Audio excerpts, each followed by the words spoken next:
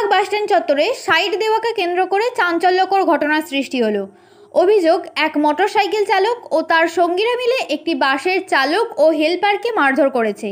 জানা গেছে, বৃহস্পতিবার সকালের দিকে খড়গপুর তারকেশ্বরগামী বাসটি আরামবাগ রামকৃষ্ণ সেতুর ওপর দিয়ে যাওয়ার সময় এক মোটরসাইকেল চালকের সঙ্গে সাইড দেওয়া নিয়ে বচসা বাঁধে। সেই সময় বাইক চালক বাসের চালক ও হেলপারকে গালিগালাজ করে বলে অভিযোগ। এরপর সন্ধ্যা নাগাদ আরামবাগ বাসস্ট্যান্ড এলাকায় ওই বাইক চালক কয়েকজন সঙ্গীকে নিয়ে এসে বাসের চালক ও হেলপারকে মারধর করে বলে অভিযোগ। ঘটনার খবর পেয়ে আরামবাগ থানার পুলিশ দ্রুত ঘটনাস্থলে পৌঁছে পরিস্থিতি নিয়ন্ত্রণে আনে। এই ঘটনায় এলাকায় সাময়িক উত্তেজনা ছড়ালেও পরিস্থিতি স্বাভাবিক হয়। ঘটেছিল সকালে আমরা 9:35 এখান থেকে ছেড়ে যাচ্ছি, স্ট্যান্ড থেকে ছেড়ে এরকম ব্রিজের ওপরে এমনি যেরকম জাম চলছে, সবাই জামে যাচ্ছি। হ্যাঁ, ও ওই দিক থেকে আমরা কালীপুরের দিক থেকে আরামবাগের দিকে আসছিল। কে আসছিল?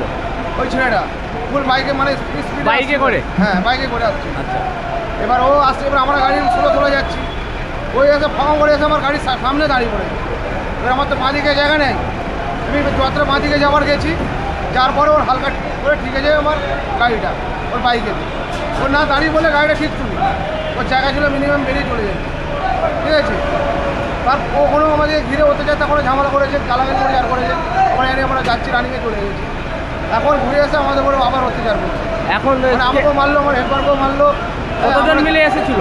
হ্যাঁ, কতজন মিলে এসেছিল? এরা 10-12 জন ছিল। ওরা কারা? তারা মাওবাদী হবে, আবার কারা হবে? মাওবাদী না হলে তো কাজ করতে পারবে না।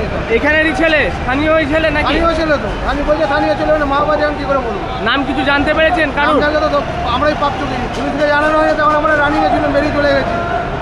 এখন এসে আমাদের উপরে অত্যাচার করছে, মারধর করলো সবাইকে, আমাদের লাঠি ফাটি করে সব এনেছিল। আমাকে মারলো, আমার হেল্পারকে মারলো, দুটো হেল্পারকে।